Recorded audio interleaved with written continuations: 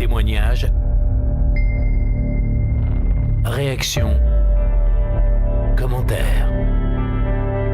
C'est la libre antenne BTLV.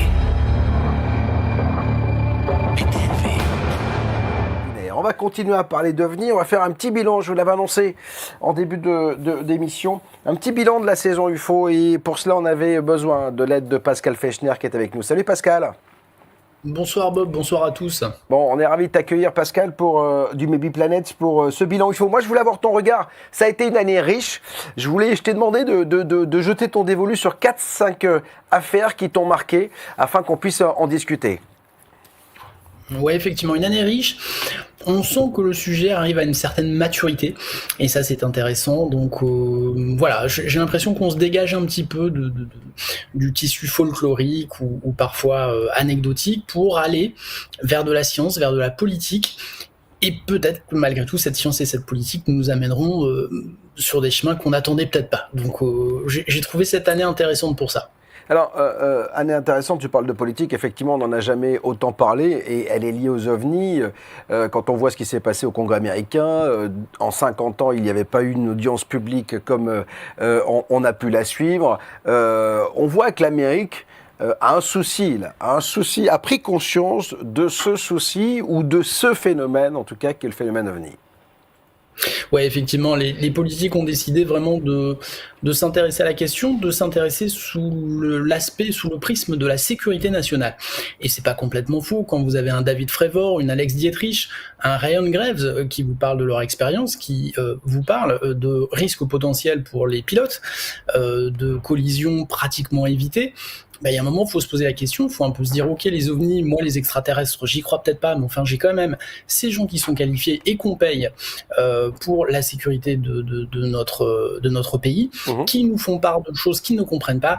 Il y a peut-être un moment où il va falloir déstigmatiser les choses et les écouter pour savoir exactement ce qu'il en est. Alors, c'est ce qui est en train de se passer au niveau politique. C'est exactement ça. Alors moi, ce que je trouve absolument fou par contre, c'est que côté français, toujours aucun son de cloche, c'est-à-dire que c'est l'absence totale. Ouais, on n'a pas eu notre Lou Elizondo, tout simplement. Voilà, faut bien comprendre que tout ça part de décembre 2017 avec Lou Elizondo, qui sort de façon un petit peu cavalière ces fameuses vidéos qu'on connaît tous aujourd'hui. Voilà, on a des gens qui se sont mouillés, on a Jack Crean qui sur ton antenne régulièrement a fait part de son observation et qui reste totalement inexpliqué aujourd'hui. Mais enfin voilà, la France a peut-être pas les mêmes problématiques que les Américains, ou n'a pas son lanceur d'alerte pour pouvoir vraiment éveiller, je dirais, la conscience du grand public par rapport à certains sujets, encore que on sait que les centrales nucléaires sont survolées et que c'est problématique quand même en termes de sécurité. Mais ce qu'il faut quand même, Pascal, c'est que même le GEPAN quand même n'a même pas souhaité réagir, n'a rien dit en disant non, ça ne nous concerne pas, on ne connaît pas. Voilà, enfin, ça me paraît fou, c'est-à-dire que les plus grands journaux américains en parlent. Alors attention, le parrain de mon fils est américain, il était même pas au courant, il avait même pas entendu cela pour te dire, c'est-à-dire que nous on est quand même vachement dans le truc, c'est-à-dire qu'on s'intéresse beaucoup à ça. Le grand public, si tu veux, il voit une information passer et voilà, il me disait et quand je lui ai montré tout ce qui se passait aux États-Unis, il était fou, il disait mais c'est pas possible qu'il se passe ça. Mais en France, ça a été repris, même je me souviens un matin quand il y a eu l'audience au Congrès, les chaînes d'infos avaient fait un petit bandeau en disant voilà, les Américains s'intéressent aux ovnis, le Congrès aussi, mais il n'y a même pas une réaction de la part du GEPAN ou de sa direction, c'est fou. Le GEPAN, alors il faut savoir que sur le GEPAN, on a un nouveau directeur depuis le début de l'année qui s'appelle Vincent Coste, donc on peut comprendre qu'il ait besoin de prendre ses marques, d'un petit peu s'acclimater à son nouveau poste, et à la différence de ses prédécesseurs, il est assez jeune, donc il n'est pas en fin de carrière, donc ça peut être plutôt intéressant. Je pense qu'il faut lui laisser le temps de s'installer, de voir un petit peu ce qu'il va faire.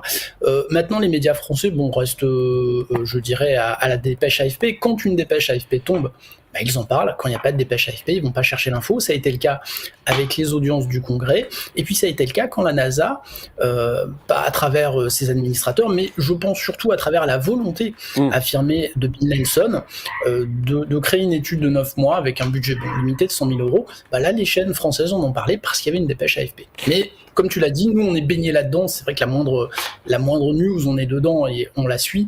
Bon, c'est loin d'être le cas du grand public et français et américain. Ça fait partie des choses qui t'ont marqué. Le nouveau patron de la NASA qui autorise ses chercheurs à travailler sur le phénomène OVNI, qui crée même une cellule qui va démarrer ses travaux en octobre, je crois, et il annonce à peu près 9 à 10 mois de travail pour rendre ses conclusions. Ça fait partie des choses qui t'ont marqué ? Pour moi, Bill Nelson est un extraterrestre de toute façon. Hein. Il n'y a qu'à le voir. Il a un physique très particulier, une élocution vraiment très particulière.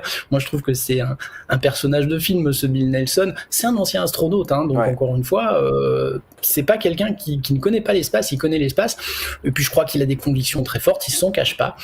Là-dessus, il se cache pas de ses convictions. Pour lui, la vie existe ailleurs dans l'univers.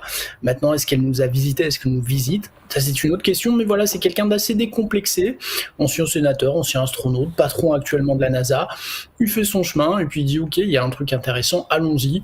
Voilà, il faut savoir qu'il a quand même pris la parole à l'Inaxus Forum en décembre avec Avril Haines, la patronne du renseignement, où de façon assez décomplexée, il a dit mais qui sommes-nous pour imaginer que nous sommes seuls dans l'univers ? Donc pour un patron de la NASA, c'est un discours quand même assez péchu et assez novateur.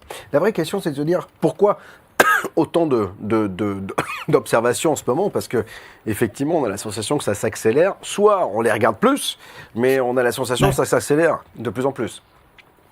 Alors autant d'observations, oui et non, parce que c'est vrai que nous on voit au niveau du grand public, c'est pas toujours évident d'avoir des observations. Alors il y a des choses qui sont vues, mais qui peuvent parfois être expliquées. Maintenant, encore une fois, c'est le mot-clé vraiment du Congrès américain, moins du Pentagone, on va être clair, mais le mot-clé c'est déstigmatisation. Voilà, ça, tous les congressmen et les congresswomen l'ont à la bouche. Laissons parler nos pilotes. S'ils ont vu des choses qu'ils ne comprennent pas, laissez-les s'exprimer, donnez-leur un cadre pour qu'on puisse après derrière essayer de comprendre ce qu'ils ont vu, parce qu'au-delà des extraterrestres, ça peut être chinois, ça peut être russe, ça peut être l'Air Force aussi, parce que il faut quand même s'étonner du silence assourdissant de l'Air Force qui ne parle absolument pas, alors que ça devrait être quand même la première à s'exprimer sur ce sujet. Donc voilà, déstigmatisation, laissez les pilotes parler, et puis on verra bien ce qu'il en sort, mais des fois ils doivent voir des choses peut-être tout à fait explicables, mais comme ils n'en ont pas l'habitude, au moins essayer d'aller un petit peu plus loin, de libérer la parole. C'est intéressant, je trouve ça. C'est d'ailleurs fou que l'Air Force se taise comme ça, parce que je sais que ce qui avait énervé le Congrès, c'est que justement les officines et les différentes corporations militaires ne se parlaient pas. Ils ont demandé à ce que les gens se parlent, et l'Air Force est toujours muette.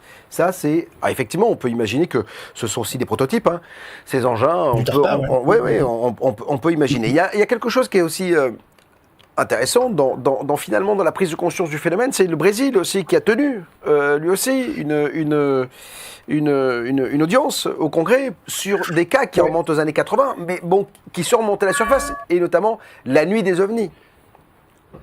Oui, non, c'est sûr que le Brésil s'y met.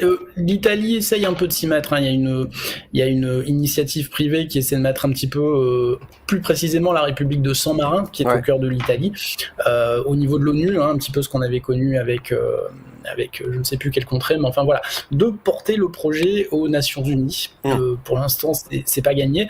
Mais il faut voir aussi que c'est intéressant. Les politiques sont avant et surtout tout des personnes comme toi et moi, et on l'a vu dans les questions du Congrès américain, mais aussi dans les auditions brésiliennes. Il y a parmi ces membres du Congrès des gens qui sont complètement convaincus que nous sommes visités par la vie extraterrestre, d'autres moins. Donc c'est toujours assez savoureux de voir les questions qui sont posées, peut-être des fois sur des cas assez ou expliqués ou plus incertains, comme Malmström avec Robert Salas. Donc voilà, le politique s'intéresse au sujet, et comme tout le monde, il se pose des questions, et il y a des choses qui l'interpellent. C'est super intéressant, je trouve. Alors, qu'est-ce qu'on peut retenir finalement de cette saison ? Qu'est-ce que toi, tu as retenu de cette saison ? Encore une fois, c'est la maturité. Voilà, le sujet devient mature, le scientifique veut y aller. On peut parler du projet Galileo avec Avilov, et c'est quand même pas rien, parce qu'il a levé 2 millions sans trop de difficultés, voilà, pour dire on va étudier et on va voir si on trouve une solution. La NASA qui dit ouvertement on va y aller, on va étudier la solution. La Chine aussi qui très récemment a sorti un livre blanc de 115 pages pour dire on va s'intéresser au sujet. Alors les budgets alloués peuvent paraître un petit peu insignifiants, mais ça veut dire quand même qu'aujourd'hui on ne rejette plus le sujet d'un revers de main, et qu'on dit ok, ça peut être de la science, on va y aller, puis on va voir ce qu'on trouve, et moi je trouve ça super intéressant. Bah oui, et effectivement, tu parlais de Galiléo, c'est quand même un Villaume, quand même, qui est pas n'importe qui, astrophysicien, astronome d'Harvard, qui décide de lever de l'argent pour aller étudier ce phénomène. Donc on voit effectivement que peut-être c'est plus honteux pour les scientifiques de s'intéresser à ce sujet. Bon, bah écoute, en tout cas, Pascal, merci d'être venu nous faire un petit bilan de cette saison. On imagine que la saison qui arrive sera encore riche en événements. On le sait que sur le Maybe Planet, vous suivez ça quotidiennement. Et on aura l'occasion de se reparler, j'en suis persuadé, à la rentrée. Passe un très très bel été. Et puis à très bientôt sur BTLV. Salut Pascal. Appelez maintenant la libre antenne BTLV au 01 86 22 21 20. 01 86 22 21 20.